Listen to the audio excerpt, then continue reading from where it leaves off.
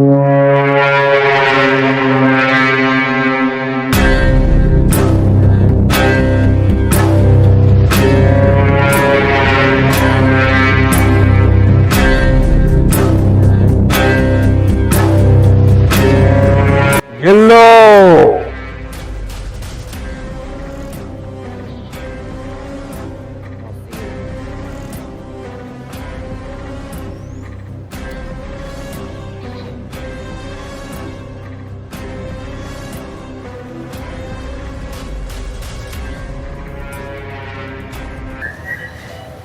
বস, এই নেন আজকের কালেকশন।